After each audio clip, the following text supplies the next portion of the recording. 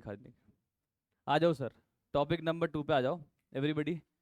Topic number 1 कौन सा पढ़ा था अपन ने? सिंपल डिसोल्यूशन या फिर नॉर्मल डिसोल्यूशन, जो किसकी वजह से हो रहा था? इंसॉल्वेंसी की वजह से, या पार्टनर ने अग्रीड करके डिसॉल्व करा था? पार्टनर से अग्रीड करके डिसॉल्व कर लिया था, वहां पे ऐसा कोई इंसॉल्वेंसी वाला केस नहीं था। ठीक है, अब पढ़ते हैं topic number 2, accounting for dissolution of firm in case of insolvency but not of all partners. यहाँ पे इंसॉल्वेंट कौन हो रहा है?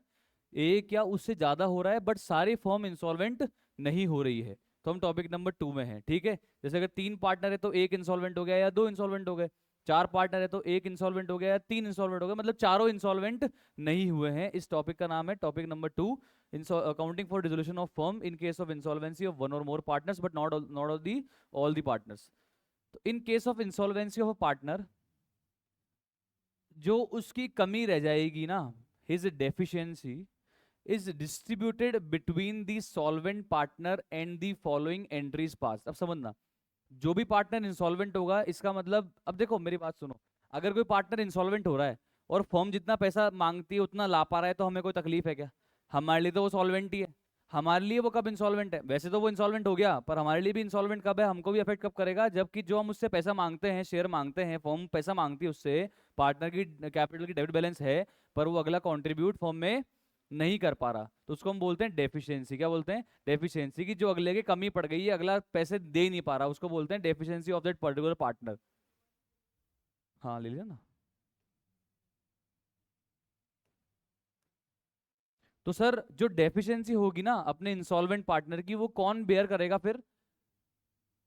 कौन बेयर करेगा? Remaining solvent partner. ये तो पढ़ा ही है ना अपन ने, इसको तो बोलते हैं अनलिमिटेड लाइबिलिटी। क्या बोलते हैं सर? कि पार्टनर खुद के कामों के लिए तो लाइबल होता ही है, बट पार्टनर दूसरे पार्टनर के काम के लिए भी क्या होता है? यहाँ पे लाइबल होता है। Mutual agency plus unlimited liability पढ़ा होगा ना आपने। म्यूचुअल एजेंसी का मतलब क्या होता है? कि मैं खुद के लिए तो लाइबल हूं ही हूँ, साथ में मैं फर्म के लिए भी लाइबल हूँ। तो अगर मान लो जो पार्टनर बेचारा इंसॉल्वेंट हो गया है, उसके पास खुद के पास पैसा नहीं है, तो उसकी जो डेफिशिएंसी का जो अमाउंट, जो शेयर है, वो कौन फिर आपस में बांटेंगे? Remaining solvent partner. समझ में आ रहा है क्या? Remaining solvent partner. तो देखो एंट्री क्या होगी। अब सॉल्वेंट पार्टनर की कैपिटल फिर अपन कम करेंगे, क्योंकि इंसॉल्वेंट पार्टनर की कैपिटल तो ऑलरेडी डेबिट में खड़ी है। डेबिट है, उससे अपन पैसा मांगते हैं पर वो दे तो नहीं पा रहा, तो क्या करना पड़ेगा? उस कैपिटल को तो क्रेडिट। और फिर ये कौन बेयर करेगा लॉस? Solvent partner. तो सिंपल एंट्री क्या बन गई? Solvent partners capital account debit to insolvent partners capital, not the opening capital, but जो क्लोजिंग कैपिटल निकल के आ रही है ना इंसॉल्वेंट पार्टनर की, जो हम मांगते हैं, जो जितना बैलेंस हम मांगते हैं एज अ फॉर्म, वो कैपिटल कौन बेयर करेगा? Solvent partners capital, solvent partner bear कर लेंगे। ठीक है, तो सॉल्वेंट पार्टनर की कैपिटल अकाउंट को डेबिट कर देंगे, टू इंसॉल्वेंट पार्टनर कैपिटल को क्रेडिट कर देंगे। सिंपल सी बात है। Being deficiency of insolvent partner distributed and debited to solvent partner in the ratio of, जो भी रेशियो है उनका पीएसआर, उसमें रेशियो में डिस्ट्रीब्यूट ये कर लेंगे। रूल 1, अब रूल पढ़ना है, इसके रूल से सर। रूल क्या है? Principle for distribution of deficiency of insolvent partner. A, if there is any provision in the partnership deed for the distribution of deficiency of insolvent partner between the solvent partner, then such provision of deed should be followed। मतलब पहले से he did में लिख दिया था कि अगर कोई पार्टनर इंसॉल्वेंट हो जाएगा, तो उसका जो भी डेफिशिएंसी का शेयर होगा, वो सॉल्वेंट पार्टनर एक फलाना रेशियो में डिस्ट्रीब्यूट करेंगे। मान लो पार्टनर्स का रेशियो तो है 5:3:2, एबीसी है, सी सॉल्वेंट हो गया। ठीक है, और पहले ही बोल दिया था कि जो भी सी इंसॉल्वेंट हो गया, जो भी इंसॉल्वेंट हो जाएगा, पहले ही बोल दिया था कि उस इंसॉल्वेंट पार्टनर का शेयर जो है वो सॉल्वेंट पार्टनर बेयर करेंगे 1:1 रेशियो में। तो किस में कर लेंगे फिर? 1:1 में कर लेंगे। पहले ही बोल दिया था कि कैपिटल रेशियो में बेयर करेंगे लॉस को, तो फिर किस में कर लेंगे? कैपिटल रेशियो में कर देंगे। पर ऐसा कुछ नहीं बोला, तो फिर किस में करेंगे? उसके लिए अलग से रूल पढ़ना पड़ेगा। ठीक है, अगर कुछ भी नहीं बोला है तो फिर किस में डिस्ट्रीब्यूट करेंगे, उसके लिए रूल पढ़ना पड़ेगा सर। ठीक है, वैसे तो हमको पता है टेंटेटिवली ओल्ड पीएसआर, बट उसके लिए स्पेसिफिकली रूल है। मैंने आपको स्टार्टिंग चैप्टर में बताया था, एक केस लो पढ़ना पड़ता है, उसका नाम क्या होता है? Garner versus Murray. ठीक है, अगर किसी इंसॉल्वेंट पार्टनर्स के शेयर के लिए हमने पहले ही अग्रीमेंट कर रखा था कि इंसॉल्वेंट पार्टनर का शेयर जो सॉल्वेंट पार्टनर है वो किस रेशियो में बेयर करेंगे, तो उस रेशियो में बेयर कर लेंगे, उसमें तो कोई दिक्कत ही नहीं है। पर ऐसा हमारे पास में, मान लो ऐसा कोई भी हमने एग्रीमेंट में, कोई भी ऐसी डीड में कोई भी ऐसी बात लिखी नहीं थी, तो फिर क्या होगा? जो क्या लिखा हुआ है, but if the partnership deed is silent, about that insolvent partners capital, कि भैया इंसॉल्वेंट पार्टनर का जो शेयर है वो अगला दे नहीं पा रहा और उसके बारे में क्या डिस्ट्रीब्यूशन किसको कैसे करना है कुछ भी नहीं बोला है। देन ये वाला THEN वाला आएगा। Then the decision given in the case of Garner versus Murray should be followed, such decision were as below. अब डिसीजन में क्या था तो पढ़ते हैं sir. First point, if fixed capital are maintained by partners, then deficiency of insolvent partner should be distributed between the solvent partner in the ratio of their fixed capital।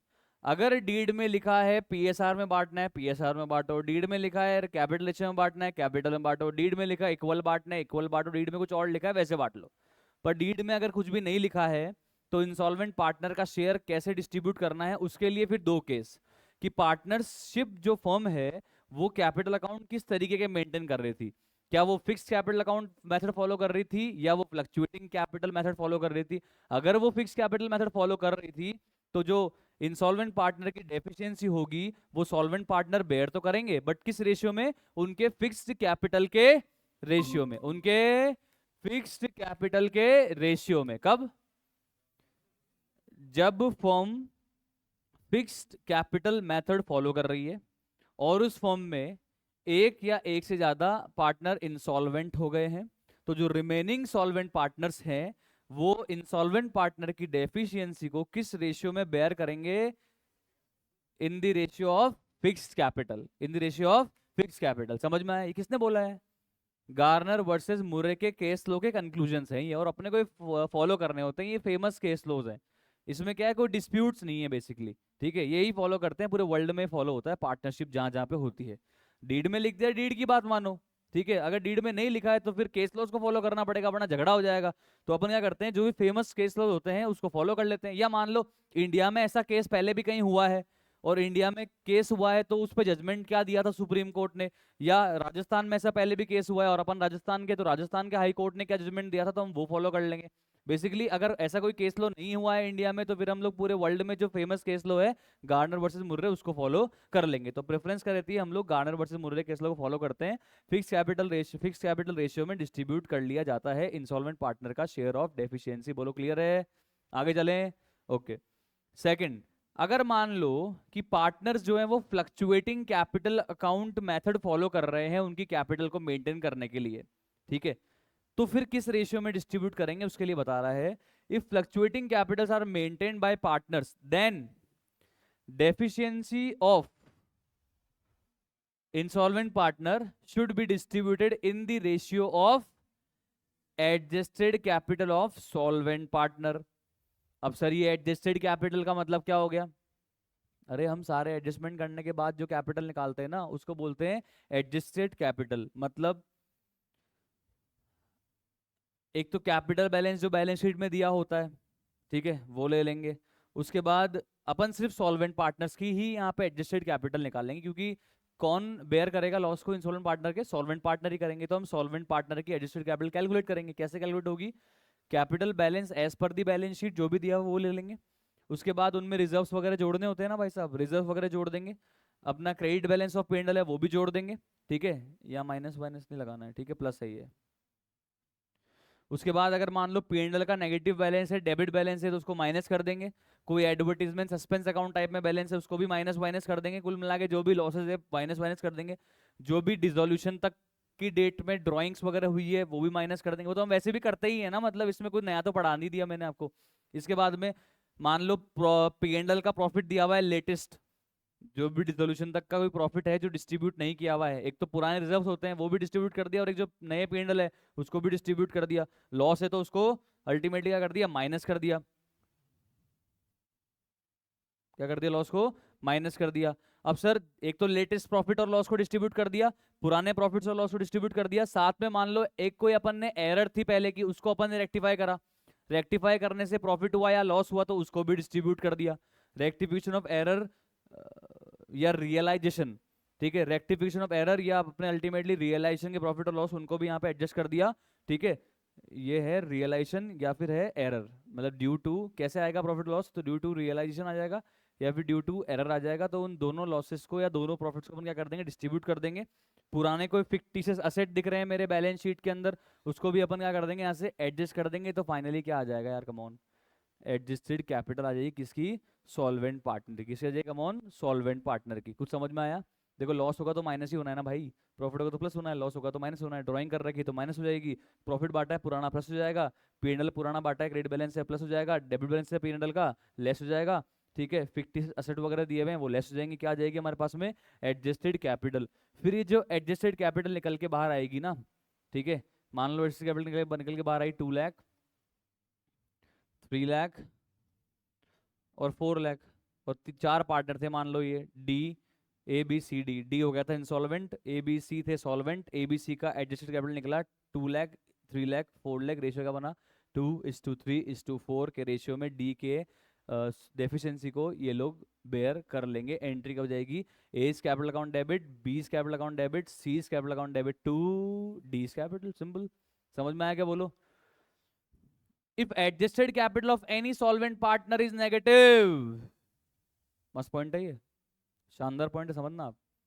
if adjusted capital of any solvent partner is negative, then such partner will not share the deficiency of the insolvent partner। मतलब क्या, मतलब ये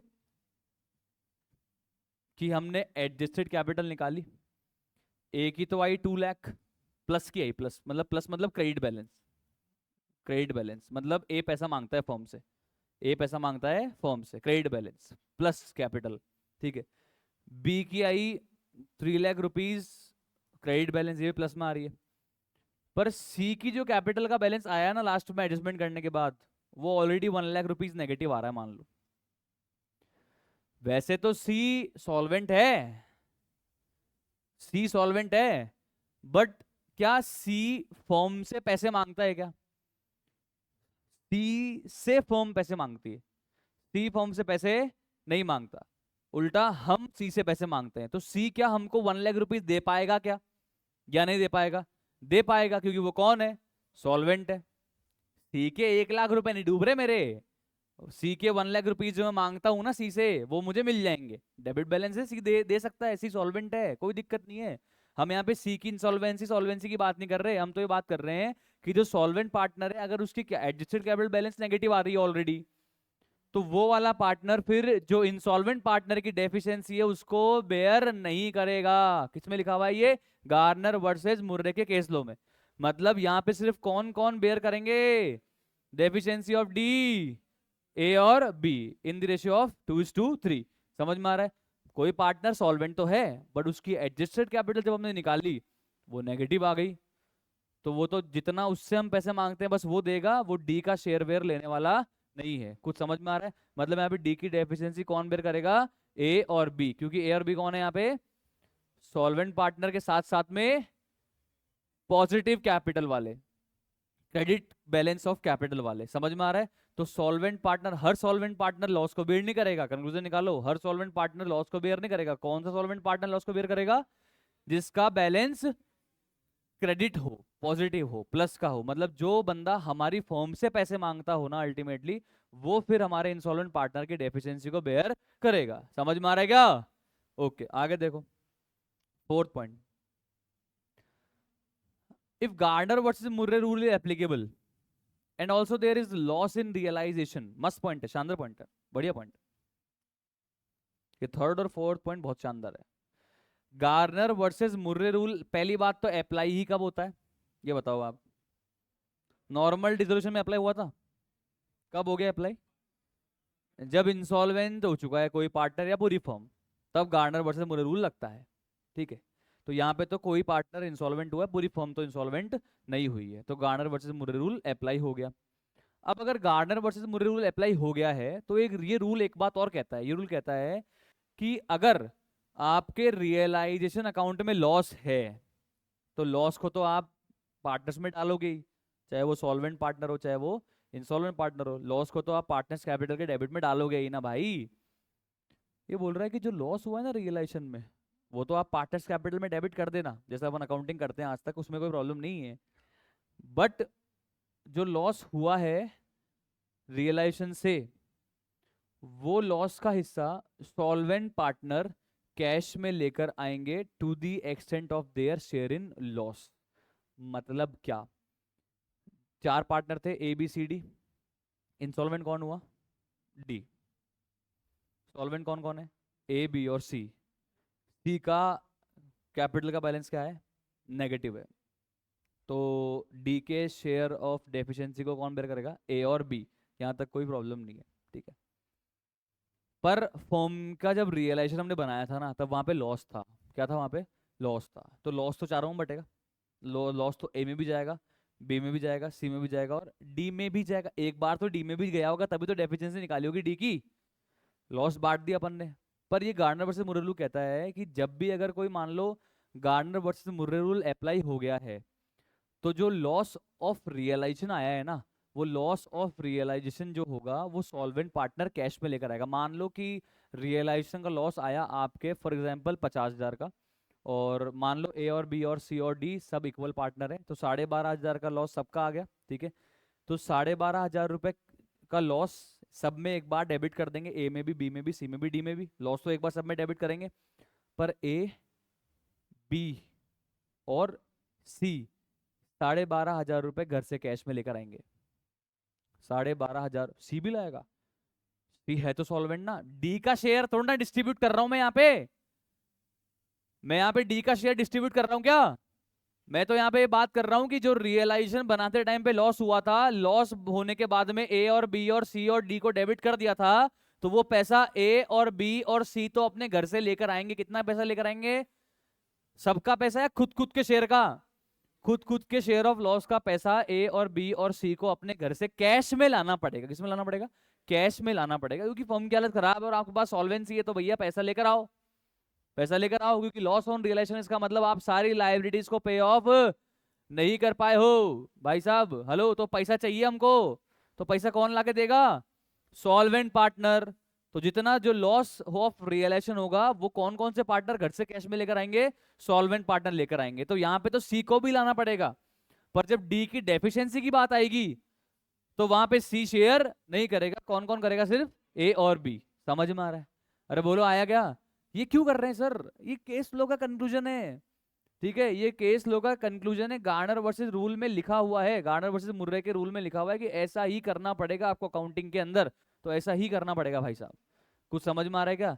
अरे बोलो। पर ये Garner versus Murray rule लगेगा ही कब, सिंपल डिसोल्यूशन है या due to insolvency, due to insolvency. समझ में आया? तो वो फटाफट से इसकी रिकैप करते हैं। सबसे पहले तो उसने क्या बोला कि जो इंसॉल्वेंट पार्टनर की डेफिशिएंसी का शेयर होता है, मतलब जो लास्ट में क्लोजिंग बैलेंस बच रहा है, डेबिट बैलेंस, अब उसके पास तो पैसा है नहीं, जितना भी ये मान लो वो ले आया, फिर लास्ट में जो भी बचा, जो भी बचा वो कौन बेयर करेगा, सॉल्वेंट पार्टनर करेंगे, पहली बात तो, ठीक है। अब सॉल्वेंट पार्टनर किस रेशियो में करेंगे? अगर पार्टनरशिप डीड है और पार्टनरशिप डीड में लिखा हुआ था कि सॉल्वेंट पार्टनर फलाना फलाना रेशियो में इंसॉल्वेंट पार्टनर की डेफिशिएंसी को बेयर करेंगे, तो उस रेशियो में बेयर कर लेंगे, उसमें कोई प्रॉब्लम नहीं है। बट अगर ऐसी कोई बात डीड में लिखी हुई नहीं है, तो फिर किस रूल को फॉलो करना पड़ेगा, गार्नर वर्सेस मुरे रूल को फॉलो करना पड़ेगा। और उसके अंदर दो बात लिखी हुई है कि अगर फिक्स कैपिटल अकाउंट आप मेंटेन कर रहे हो, तो फिर जो सॉल्वेंट पार्टनर हैं सारे, क्योंकि फिक्स कैपिटल तो नेगेटिव होती ही नहीं है, फिक्स कैपिटल तो ए की, बी की, सी की, किसी की भी नेगेटिव नहीं हो सकती, वो तो पॉजिटिव ही होती है। फिक्स कैपिटल तो क्रेडिट बैलेंस ही होता है। तो वहां पे तो जितने भी पार्टनर सॉल्वेंट है उनको फिक्स कैपिटल रेशियो में इंसॉल्वेंट पार्टनर की डेफिशिएंसी के लॉस को बेयर करना पड़ेगा। पर अगर आप जो कैपिटल मेथड फॉलो कर रहे हो वो कौन सा मेथड है, फ्लक्चुएटिंग मेथड है, तो वहां पे क्या सारे सॉल्वेंट पार्टनर बेयर करेंगे क्या, या सिर्फ वो सॉल्वेंट पार्टनर जिसका एडजस्टेड कैपिटल बैलेंस क्रेडिट आ रहा है, जिसका एडजस्टेड कैपिटल का बैलेंस क्या आ रहा है, क्रेडिट आ रहा है, वही सॉल्वेंट पार्टनर इंसॉल्वेंट पार्टनर की डेफिशिएंसी को बेयर करेंगे। अब एडजस्टेड कैपिटल कैसे निकालेंगे? अरे सर कुछ नहीं, बहुत सिंपल है। ओपनिंग कैपिटल दी हुई थी, उसमें सारे प्रॉफिट जोड़ दो, सारे लॉसेस माइनस कर दो, ड्राइंग माइनस कर दो, रेक्टिफिकेशन ऑफ एरर की वजह से प्रॉफिट और लॉस हो माइनस कर दो, रियलाइजेशन की प्रॉफिट और लॉस को माइनस कर दो, जो लास्ट में बैलेंस आएगा उसको क्या बोलेंगे, एडजस्टेड कैपिटल। क्या बोलेंगे, कम ऑन, एडजस्टेड कैपिटल। उस रेशियो में सॉल्वेंट पार्टनर क्या करेंगे, सॉल्वेंट पार्टनर की डेफिशिएंसी का शेयर होगा वो बेयर कर लेंगे, सिंपल है। अब फिर अपन ने पढ़ा तीसरा पॉइंट। तीसरा पॉइंट क्या बोला कि अगर मान लो किसी भी सॉल्वेंट पार्टनर की एडजस्टेड कैपिटल का बैलेंस आ रहा है नेगेटिव, यानी कि डेबिट बैलेंस, क्या आ रहा है, डेबिट बैलेंस, तो वो सॉल्वेंट पार्टनर इंसॉल्वेंट पार्टनर की डेफिशिएंसी को बेयर नहीं करेगा। और फिर चौथा पॉइंट अपन ने क्या पढ़ा कि गार्नर वर्सेस मुरे रूल अगर लग जाता है और रियलाइजेशन बनाए टाइम पे लॉस हो जाता है, तो सॉल्वेंट पार्टनर, सभी solvent partner loss of realisation को अपने घर से कैश में फॉर्म में लेकर आएंगे, तभी तो एक्सटर्नल लायबिलिटी चुका पाएंगे भाई, नहीं तो चुकाएंगे कैसे? समझ रहे हो क्या आप लोग? अरे बोलो, क्लियर है क्या? श्योर है, समझ में आया? तो last point, deficiency of insolvent partner कैसे निकालेंगे सर? तो जो भी इसका लास्ट का डेबिट बैलेंस था, उसमें से जो भी ये लास्ट में ला पाया वो माइनस करने के बाद में क्या आ जाएगी, डेफिशिएंसी। जैसे डी का डेबिट बैलेंस आया था लास्ट में, मान लो हम डी से मांगते थे 1.5 लाख रुपए फर्म मांगती थी, पर डी इंसॉल्वेंट हो गया, तो उसके जो ऑफिशियल रिसीवर था उसने अपने को 1.5 लाख में से 25,000 तो दिए ही दिए, तो फिर फाइनल डेफिशिएंसी कितनी हुई डी के अकाउंट में, 1,25,000। और इस 1,25,000 कौन बेयर कर लेगा? सॉल्वेंट पार्टनर कर लेंगे, अगर फिक्स कैपिटल मेथड फॉलो हो रहा है तो कैपिटल रेशियो में, और सॉल्वेंट पार्टनर कर लेंगे अगर फ्लक्चुएटिंग कैपिटल मेथड हो रहा है तो वो सॉल्वेंट पार्टनर करेगा जिसका एडजस्टेड बैलेंस क्या है, क्रेडिट है। कुछ समझ में आया क्या? अरे आया कि नहीं आया? ये मेरे घर से बनाई हुई थ्योरम नहीं है, ये फेमस केस लॉ है, इंग्लिश केस लॉ है, यही फॉलो करना पड़ेगा, गार्नर वर्सेस मुर्रे, जिसमें ऐसा लिखा हो वैसे वैसे कार्यक्रम करो, क्वेश्चन आपका सॉल्व हो जाएगा अनडिस्प्यूटेड। अगर डीड में कुछ लिखा था आपने तो वो फॉलो कर लो, डीड में नहीं लिखा था तो गार्नर वर्सेस रूल का, मुर्रे का रूल फॉलो कर लो, अनडिस्प्यूटेड रहो। क्लियर है? चलो, तो अब सर हम इसके कुछ क्वेश्चंस करते हैं। Okay, please come on to illustration number 2। अच्छा इलस्ट्रेशन है, एलडीआर मार्क कर लेना, एग्जाम में आने के चांसेस इन्हीं के बनेंगे, टॉपिक 2 टॉपिक 3 के ही, ठीक है? Topic 3 topic 4, PQR were partners sharing profits and losses in the ratio of 3:2:1. No partnership, salary or interest on capital being allowed. Their balance sheet on 30th June 2022 is as follows. Balance sheet on 30th June 2022 is as follows. Balance sheet दी हुई है आपको। Balance sheet में sir सबसे पहले क्या pick कर लेना, फ्लक्चुएटिंग कैपिटल मेथड है या फिर फिक्स्ड है? तो बताओ यहाँ पे कौन सा है, फ्लक्चुएटिंग है फिक्स्ड है? फिक्स फ्लक्चुएटिंग कौन सा है, फिक्स्ड है। फिक्स्ड है तो अपने को अगर कोई डीड में लिखा हुआ है, अब कोई पार्टनर इंसॉल्वेंट तो होगा अपने को मालूम है, ठीक है? अब अगर कोई पार्टनर इंसॉल्वेंट हो जाता है अगर आगे क्वेश्चन में और उसका कोई डेफिशिएंसी आ जाता है, तो डेफिशिएंसी जो सॉल्वेंट पार्टनर हो गया वो किस रेशियो में बेयर करेंगे? अगर डीड में लिखा है तो डीड वाले रेशियो में, और डीड में कुछ लिखा विखा नहीं है तो गार्नर वर्सेस मुर्रे के हिसाब से फिक्स कैपिटल के रेशियो में। यस और नो? पक्की बात? तो यहाँ पे एक काम तो बच जाएगा मेरे को, एडजस्टेड कैपिटल रेशियो निकालने की जरूरत नहीं होगी। आगे समझ में? ओके, आगे चलते हैं। तो सर असेट्स वगैरह दिए हुए हैं, कैपिटल दिया हुआ है, करंट दिया हुआ है, ठीक है, और लोन फ्रॉम पी है, ट्रेड क्रेडिटर है, और अपने पास सर यहाँ पे पुण्य वुण्य कोई सा भी नहीं है, कोई जनरल रिजर्व टाइप में कोई चीज़ नहीं दी हुई, कोई पीएनडल नहीं दिया हुआ यहाँ पे। पर सर हमारे पास में असेट साइड में ना, मुझे सर ये मिसलेनियस लॉसेस के अंदर पीएनडल का डेबिट बैलेंस जरूर दिया है सर। क्या करते हैं इसका, पार्टनर्स कैपिटल में डिस्ट्रीब्यूट कर देते हैं ओल्ड रेशियो में। क्लियर है यहाँ तक? तो कोई दिक्कत ही नहीं, आगे पढ़ते हैं। हो क्या रहा है भाई बताओ। 1 जुलाई 2022 को ना पार्टनरशिप फॉर्म डिसॉल्व हो रही है साहब, इतना ही पढ़ना है पहले तो आपको, क्योंकि ये लाइन पढ़ते ही आप क्या करते हो बताओ, रियलाइजेशन अकाउंट में या जहां जहां पे भी जो जो बैलेंस जाए किसको भेज देते हो, पूरी बैलेंस शीट को खाली कर देते हो। सबसे पहला काम क्या है, बैलेंस शीट को खाली करना, बैलेंस शीट को खाली करना, ठीक है? समझ में आ गया? तो आप आ जाओ असेट साइड में, करते हैं खाली। बताओ सर ये trademark, free hold property, plant and equipment, motor vehicle, stock, debtor अपना 2000 का, ये सब कहाँ जाएगा बताओ, कहाँ जाएगा? रियलाइजेशन के डेबिट में। क्लियर है? रियलाइजेशन के डेबिट में। चलो फटाफट से आ जाओ।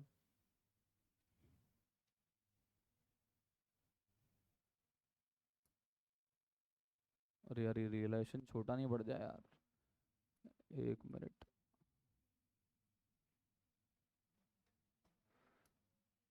ठीक है, एक बार तो रियलाइजेशन बनाते हैं।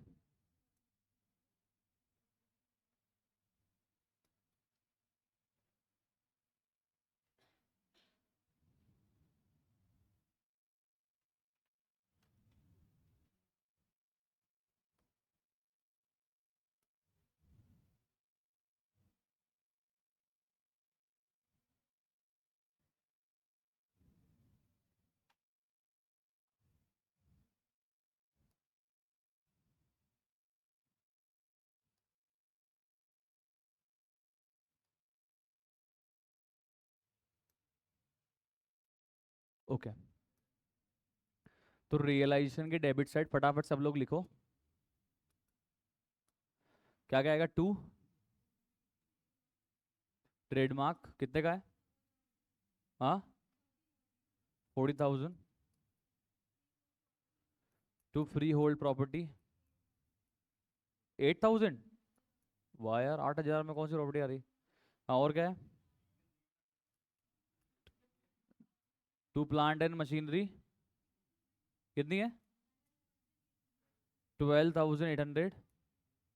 2 मोटर व्हीकल 700 रुपये की। वाह यार मेरे को दिलाओ, साइकिल के टायर नहीं आते। हाँ जी आगे। 2 कितना हो गया? 3,900। डेट ग्रॉस बताना, ग्रॉस कितना है? 2,000। कितना हो गया आगे?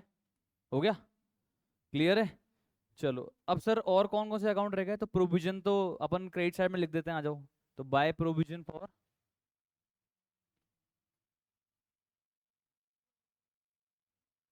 कितना है प्रोविजन? 100, ठीक है। तो सर प्रोविजन तक कार्यक्रम खत्म। अब कैश एट बैंक, तो बैंक अकाउंट बनाने के लिए बोला ना इसने वैसे भी। तो आ जाओ बैंक अकाउंट में चलते हैं फटाफट से, बैंक के अकाउंट में चलते हैं भाई।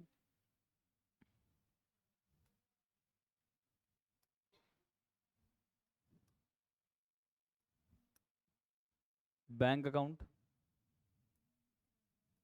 Debit side credit side, debit side credit side, debit side पक्की। टू बैलेंस ब्रॉड डाउन कितना आ रहा है? 200 रुपये बहुत है यार, 200 भाई। चलो आगे देखो। अभी बोल रहा है आर का करंट अकाउंट है यहाँ पे, डेबिट मतलब असेट साइड में दिया हुआ, मतलब डेबिट बैलेंस है 400 रुपये का, ठीक है। तो अभी करंट अकाउंट को मैं नहीं छेड़ रहा, क्योंकि इसके लिए कुछ बोला हुआ होगा तो आगे पढ़ लेंगे भाई क्या करना है, ट्रीटमेंट ट्रीटमेंट ना, इसको छोड़ दो अभी। अभी पी एंड एल अकाउंट का बताओ, ये पी एंड एल अकाउंट का बैलेंस कहाँ जाएगा? हेलो। अब करंट अकाउंट होता है तो करंट अकाउंट में जाता है, करंट अकाउंट होता है तो करंट अकाउंट में जाता है। तो इसका भी एक बार एक काम करते हैं, पढ़ लेते हैं ना, करंट अकाउंट और पी एंड एल का ट्रीटमेंट मुझे कहाँ डालने पर चेक कर लेते हैं क्या लिखा हुआ है। तो सर ये बोल रहा है ऊपर तो कि पार्टनरशिप डिसॉल्व हो रही है, मोटर व्हीकल क्यों लेके जा रहा है, कोई कैश वैश नहीं मिला, सेल कर दिया अपन ने एसेट्स को, ठीक है।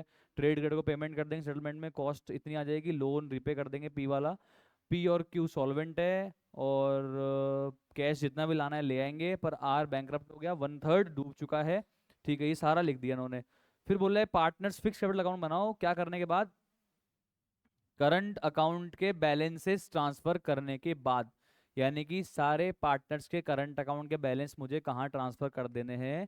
कैपिटल अकाउंट में। तो या तो जो ऊपर वाला लॉस दिया हुआ था ना आपको, या तो ऊपर वाला जो लॉस दिया हुआ था ना आपको, वो पहले करंट अकाउंट में डालने के बाद का बैलेंस ट्रांसफर कर दो करंट अकाउंट से कैपिटल में, या फिर जो करंट अकाउंट का बैलेंस दिया हुआ वो पहले ट्रांसफर कर दो कैपिटल में, और फिर इस सारे एडजस्टमेंट कहाँ से कर देंगे?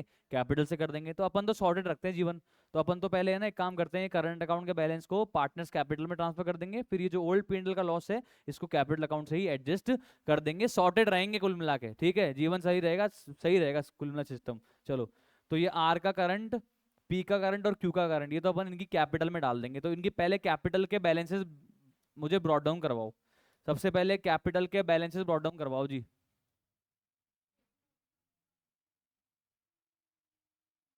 ये मैं बना रहा हूँ पार्टनर्स कैपिटल,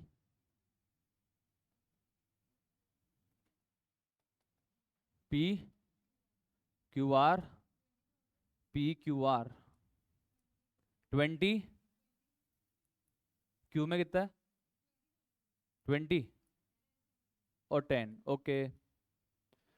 अब करंट अकाउंट बताना भाई क्या था? तो आर का करंट अकाउंट का डेबिट बैलेंस था, तो ये आर का करंट अकाउंट का डेबिट बैलेंस आर के कैपिटल अकाउंट में किस साइड पे जाएगा? डेबिट साइड जाएगा। क्या एंट्री होगी? R's capital account debit to R's current, yes और नो? तो डेबिट साइड पे आ जाओ और लिखो to R's current.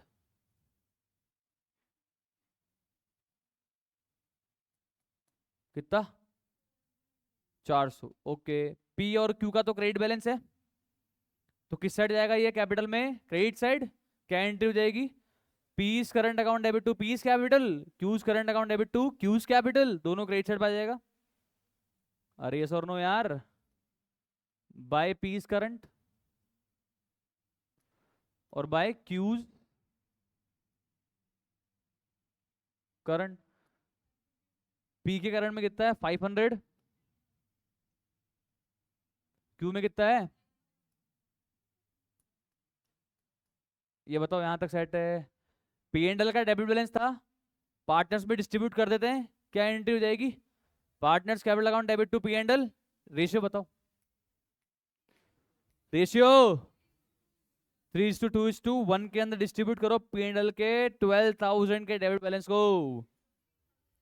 Ps capital account debit 6,000, Q's capital account debit 4,000, R's capital account debit 2000 to P and L. तो P and L के partners capital के क्रेडिट साइड या debit side, debit side, partners capital के debit side to P and L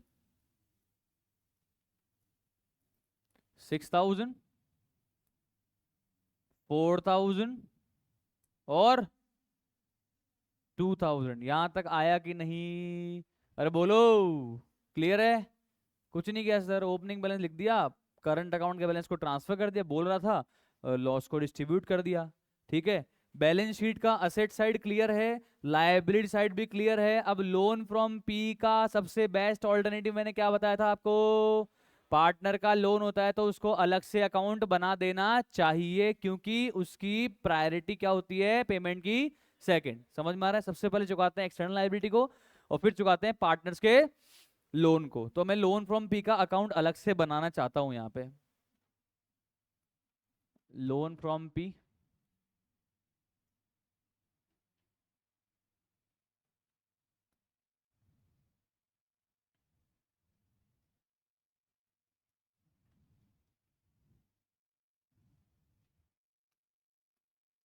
तो sir इसका balance brought down करेंगे ना अपन, bye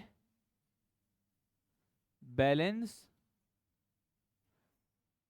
brought down. कितना आएगा कमॉन, क्रेडिट साइड पे तो आएगा, लोन है लायबिलिटी है, ओके। अब क्या रह गया, ट्रेड क्रेडिटर। हाँ जी, कहां जाएगा ट्रेड क्रेडिटर दोस्तों, रियलाइजेशन की क्रेडिट साइड में बाय ट्रेड क्रेडिटर।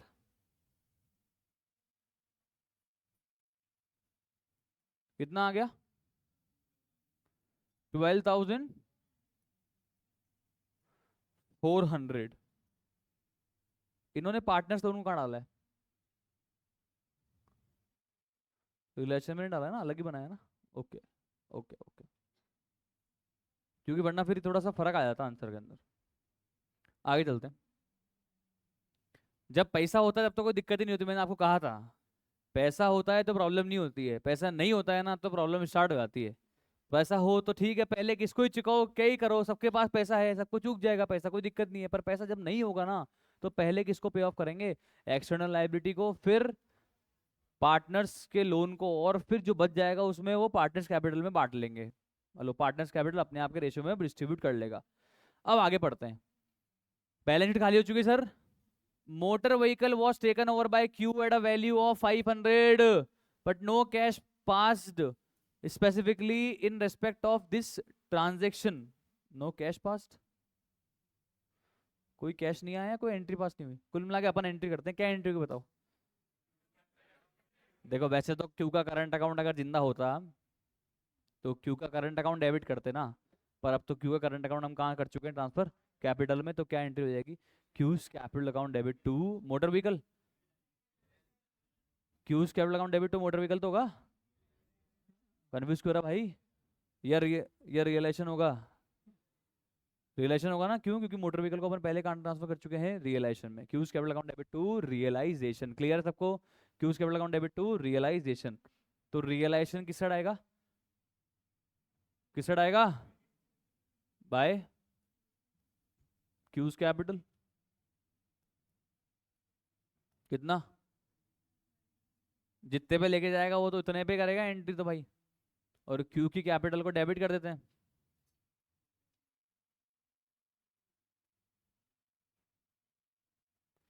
500। आगे पढ़ो जी।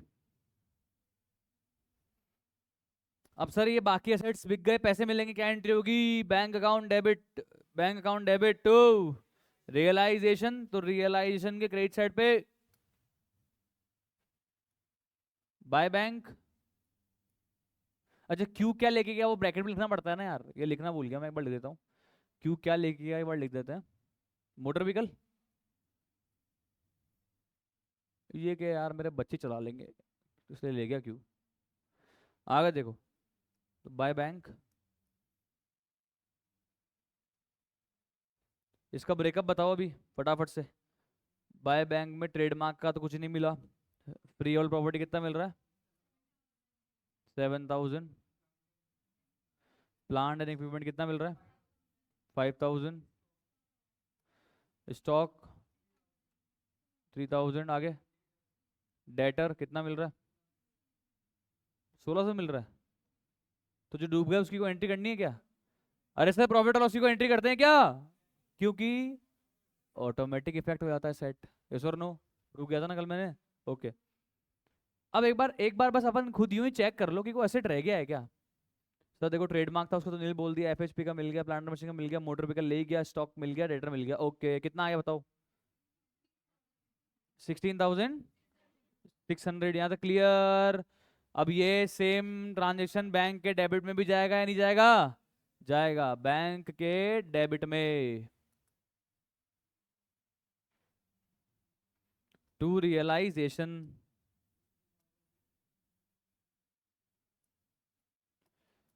16,600।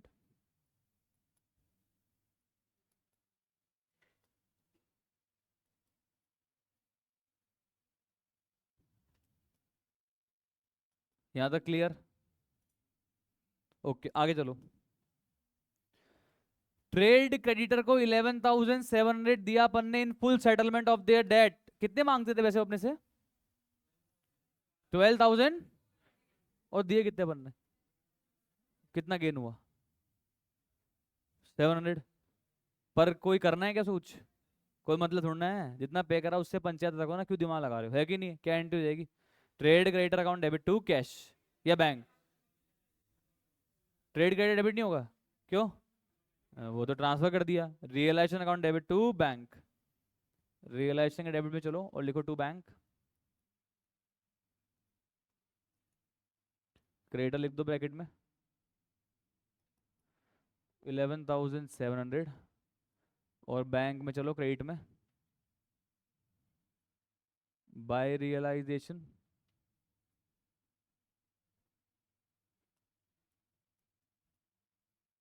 11,700। आगे बताइए क्या कहानी हो रही है। बोला रिजोल्यूशन कॉस्ट कितना आ रहा है? 1,500। एंट्री बताइए। किसी ने बोला, किसी ने पे करा, किसी ने पे नहीं करा, या पे किसको करना था कुछ बोला है? तो इसका मतलब फर्म को पे करना था, फर्म ने पे कर भी दिया होगा। एंट्री क्या हो जाएगी? Realisation account debit to bank. अपन सारे बैंक से कर रहे हैं सर, क्योंकि बैंक ही है मेरे पास में। रियलाइजेशन एक्सपेंस ब्रैकेट में लिख देना।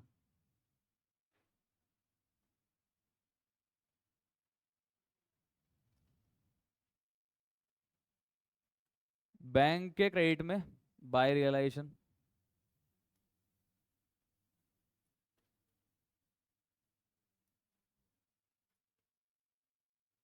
यहां तक आई होप सब समझ में आ रहा होगा। आगे चलते हैं। जो लोन फ्रॉम पी लिया था वो भी रीपे कर दिया, तो पहले एक बार चेक कर लेना भाई, क्या एक्सटर्नल लायबिलिटी सारी पे ऑफ हो चुकी है ना? एक्सटर्नल लायबिलिटी सारी पे ऑफ हो चुकी है ना भाई? ओके। तो अब किसके लोन को रीपे करने के लिए बोल रहा है ये? पी के लोन को। तो पहले देख लो बैंक में पैसे पड़ेंगे इतने नहीं पड़े, चेक तो कर लो।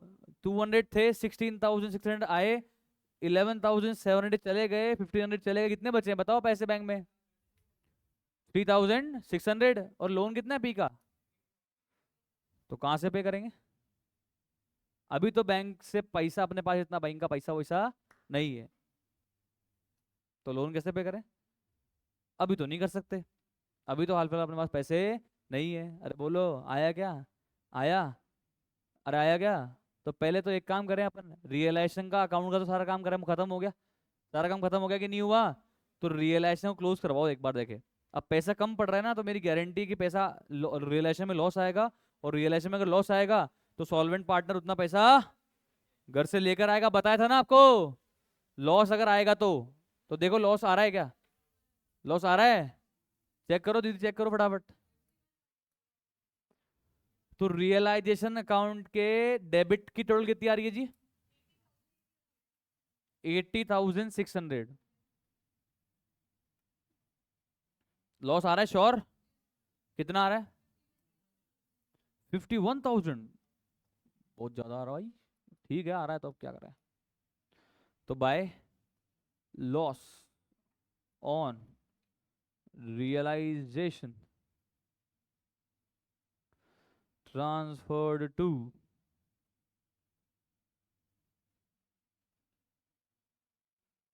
Partners capital P Q R 51,000 है ना? 51,000 को डिस्ट्रीब्यूट करवाओ देखे फटाफट।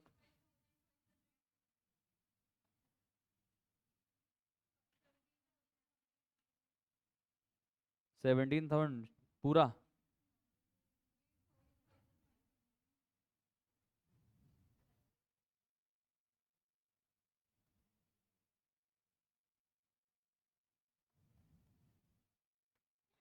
आया क्या श्योर है सर? यहाँ तक कोई डाउट है क्या? अभी तक इसमें कुछ नया हुआ नहीं सर, बस लॉस आ गया। अब ये लॉस को कहाँ लिख देंगे? अब तुम ये मत दिमाग लगा देना कि सर आर तो इंसॉल्वेंट हो रहा है लॉस क्यों बांट रहे हैं। अरे यार एक बार तो जो है वो सब बटेगा भाई।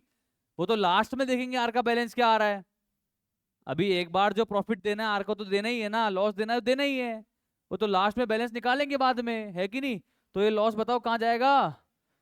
पार्टनर्स कैपिटल के debit side to realisation, bracket में लिख दो लॉस। कितना है? 23,000, 25,500। ये बताओ यहाँ तक आया क्या? अरे बोलो। यहाँ तक कोई डाउट? अब मैंने क्या बताया था?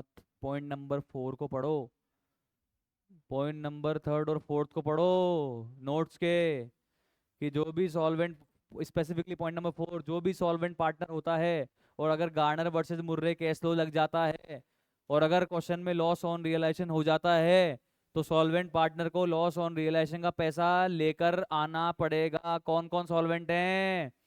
पी और क्यू। ए और बी नहीं दीदी, कौन कौन है? पी और क्यू। ठीक है।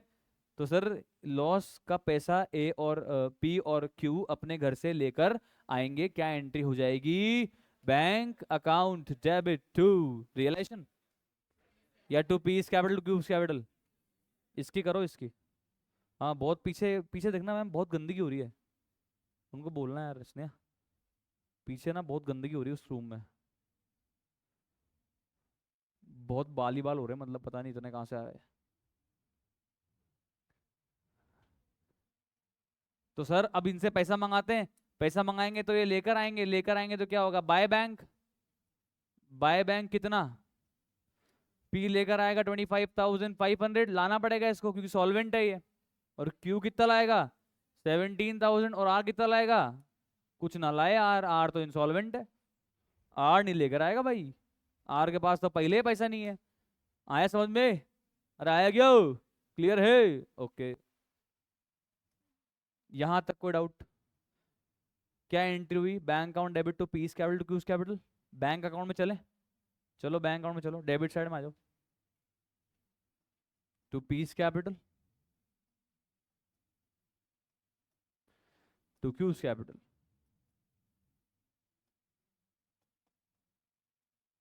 25,500 और 17,000। अब तो पैसा है क्या पी को चुकाने के लिए? बोलो भाई। लोन फ्रॉम पी को चुकाने के लिए पैसा है कि नहीं? अब तो चुका दे। एक्सटर्नल लाइबिलिटी तो पे ऑफ कर चुके हैं, लोन फ्रॉम पी भी पे कर देते हैं, उसके बाद देखेंगे पार्टनर्स कैपिटल क्या करना है। समझ में आ रहा है क्या पिताजी? और पिताजी सॉरी, अरे बोलना भूल गया। और पिताजी समझ में आ रहा है क्या?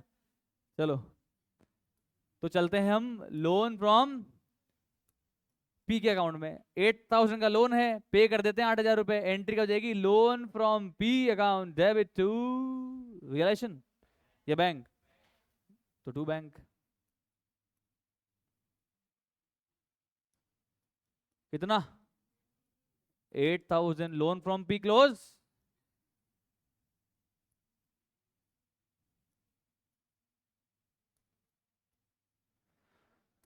तो बैंक में क्या कर देंगे क्रेडिट साइड पे, बाय लोन फ्रॉम पी।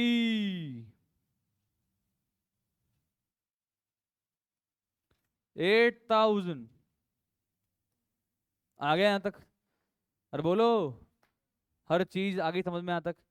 अरे बोलो भाई, यहाँ तक अभी तक नया क्या हुआ है? अभी तक बस नया सर ये हुआ है कि जो लॉस था ना रियलाइजेशन का, वो सॉल्वेंट पार्टनर कैश में लेकर आ गए, बस अभी तक और कुछ नया नहीं हुआ यहाँ तक। यही तो हुआ है। क्लियर है?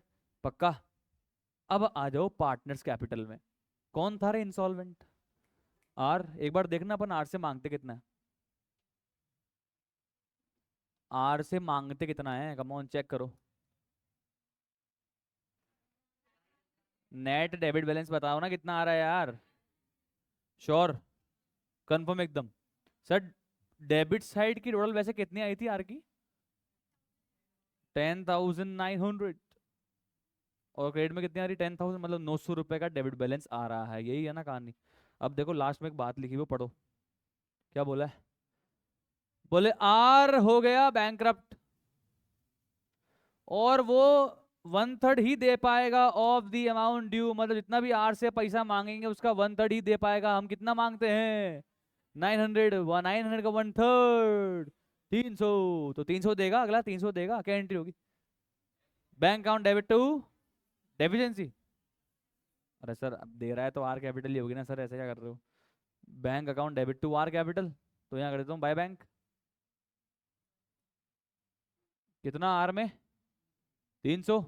हेलो, ये आया क्या? आया पक्का? तो बैंक में डेबिट में लिख दूं टू आर कैपिटल? ऑब्वियसली यार। लिख दूं क्या? साथ साथ में रहना। आर ने कितने रुपए दिए? 300। कैसे आया 300? 900 मांगते थे, 900 का 1/3 कितना हो गया? 300 रुपए अगले दिन दे दिए, तो मैंने आर की कैपिटल में कर दिया बाय बैंक, और बैंक में कर रहा हूँ टू आर्ट्स कैपिटल।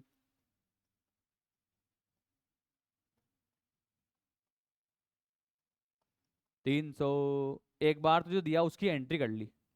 चलो भाई, यहां तक कोई डाउट? अभी भी कितना मांगते हैं? अब वो दे पा रहा है, तो डेफिशिएंसी क्या हो गई? 600 रुपये। डेफिशिएंसी कितनी हो गई? 600 रुपये। यही तो निकालते हैं डेफिशिएंसी। हेलो, कि जो टोटल अमाउंट आ रहा है अपने इसके capital account current account adjustment करने के बाद जो टोटल डेबिट बैलेंस आ रहा है 900 रुपये का, उसमें जितना भी फाइनल डिविडेंड आ गया 300 रुपये, माइनस करने में कितना बचा? 600 रुपीज। वो आर अब नहीं दे पा रहा है। तो सॉल्वेंट पार्टनर कौन है? पी और क्यू। तो पी और क्यू अल्टीमेटली आर की डेफिशिएंसी को झेल लेंगे। एंट्री क्या बनेगी? P's capital account debit, Q's capital account debit to R's capital. Yes और नो? कितना रुपया? रेशियो क्या है? फिक्स्ड कैपिटल रेशियो क्या है पी और आर का? 20,000। 20,000 कितना हो गया? 1:1। तो 300 रुपये पी देगा, 300 रुपये क्यू देगा, और आर को कितने मिल जाएंगे? 600 रुपये। आर का अकाउंट क्लोज। क्लियर? क्लियर है? अरे आया क्या? तो आर के अकाउंट के क्रेडिट साइड में क्या लिखूं? By P's capital.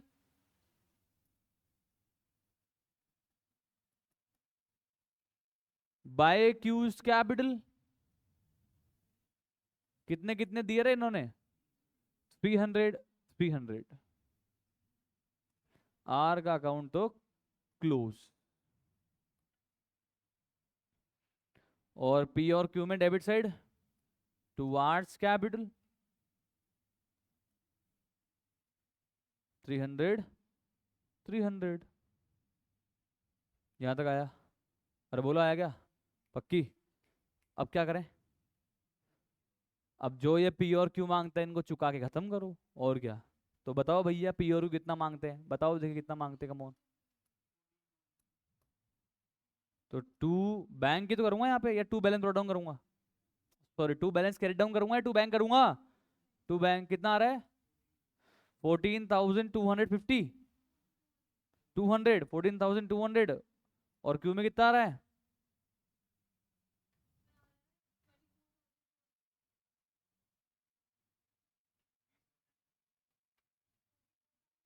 24,000।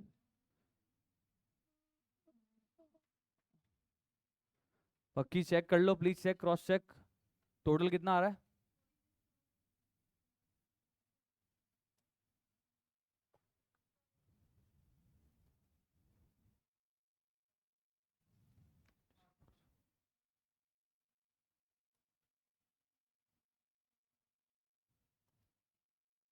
अब बैंक में बाय पी और बाय क्यू लिखो, जितना अमाउंट पे करा उसके बाद देखो बैंक अकाउंट क्लोज होता है कि नहीं होता है। करो करो फटाफट। पी को दिए 14,200, क्यू को दिए 24,200, तो बैंक में लिखो by P's capital by Q's capital फटाफट।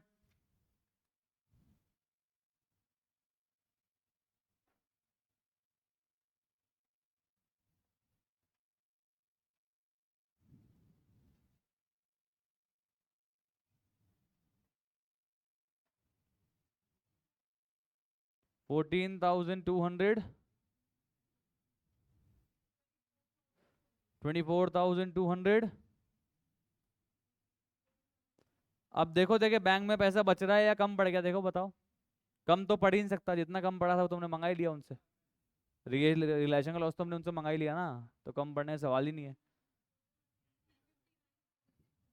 59,600। समझ में आया कि नहीं? अरे बोलो, क्लियर है? तो this is all about illustration number 2। अब मिलते हैं ब्रेक के बाद।